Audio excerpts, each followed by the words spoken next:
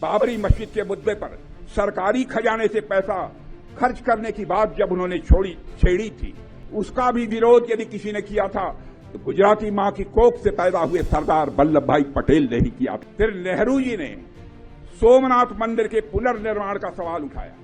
नेहरू जी ने क्या कहा, जब पुनर्निर्माण का सवाल उठाया तो बड़े ही शांत भाव से सरदार ने शांत पर दृढ़ स्वर में इस बात को स्पष्ट किया कि सोमनाथ मंदिर का मामला अलग है, वहां 30 लाख रुपए जनता ने दान दिए हैं, एक ट्रस्ट बनाया गया है और इस काम में सरकार का एक कौड़ी भी पैसा खर्च नहीं हुआ है। यह सरदार वल्लभ भाई पटेल ने बनाया। भाइयों, वल्लभ भाई पटेल उदार व्यक्ति भी थे। वे सच्चे अर्थों में सेकुलर थे, पंथ निरपेक्ष थे। वे तुष्टीकरण में विश्वास नहीं करते थे। जब पंडित जवाहरलाल नेहरू बाबरी मस्जिद के मुद्दे पर सरकारी खजाने से पैसा खर्च करने की बात जब उन्होंने छेड़ी थी, सरकारी खजाने से पैसा खर्च करके बाबरी मस्जिद बनवाई जानी चाहिए, उसका भी विरोध यदि किसी ने किया था तो गुजराती मां की कोख से पैदा हुए सरदार वल्लभ भाई पटेल ने ही किया था, मेरे बहनों भाई। और उस समय सरकारी पैसे से उन्होंने बाबरी मस्जिद नहीं बनने दिया। फिर नेहरू जी ने सोमनाथ मंदिर के पुनर्निर्माण का सवाल उठाया।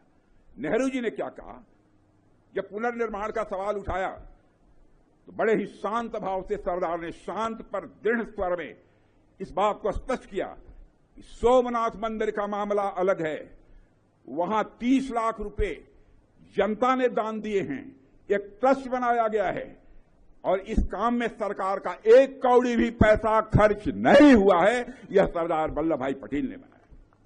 इसी तरह मेरे बहनों भाइयों, अयोध्या में आज जो भव्य राम का मंदिर बनकर तैयार हुआ है, मैं आपको बतलाना चाहता हूं, सरकार के खजाने से एक पैसा खर्च नहीं हुआ है। सारा खर्च यदि किसी ने दिया है तो इस देश की जनता ने दिया है। यही पंथ निरपेक्षता, यही सेकुलरिज्म की सच्ची परिभाषा है। मेरा ख्याल है कि 1964 में जवाहरलाल नेहरू जी का निधन हो गया था और आज 2025 है। कितना पानी बह चुका है। 60 साल के बाद उस प्रसंग पर बात करना और एक नया शगुफा छोड़ना, जिसने कहा है उसने, और आप सवाल कर रहे हो तो आपने, जनता के सरोकार से के मुद्दे जो हैं उन मुद्दों से ध्यान हटाने के लिए लगता है आपने कोई इस तरह का योजना या प्लान बनाया है, उस पर आप कर रहे हैं। ये जनता के सरोकार का सवाल नहीं है। 60 साल बाद देखिए, आज का जो रिवाइज लिस्ट ऑफ बिजनेस है उसमें जो चर्चा इंकित नहीं है, तो जब चर्चा इंकित होगी तो प्रक्रिया आगे बढ़ेगी।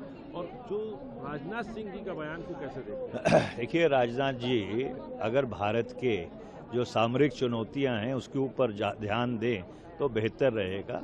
पाकिस्तान है, चीन है और बाकी सामरिक चुनौतियां हैं, उनके ऊपर उनको ध्यान देना चाहिए। और ये इतिहास को तोड़ मरोड़ के जो प्रस्तुत करने की वो कोशिश कर रहे हैं, इससे बचना चाहिए। ये सब इसीलिए है क्योंकि 11 साल में प्रधानमंत्री मोदी जी ने कुछ नहीं कर पाया अभी तक। बेरोजगारी की जो समस्या है, अपना प्राइस राइज का समस्या है, नेशनल सिक्योरिटी का समस्या है, इंटरनेशनल जो अपना एक्सटर्नल अफेयर्स का जो पॉलिसी डिसरप्शन का समस्या है, ये सबसे भागने के लिए एंड जो इलेक्शन चोरी कर रहे हैं, इसलिए बार बार वो नेहरू जी के पास जाते हैं। वहां उनका भूख नहीं मिटता तो फिर इंदिरा जी के पास आते हैं, फिर राजीव जी के बोलते हैं, फिर सोनिया जी के, डॉक्टर मनमोहन सिंह को।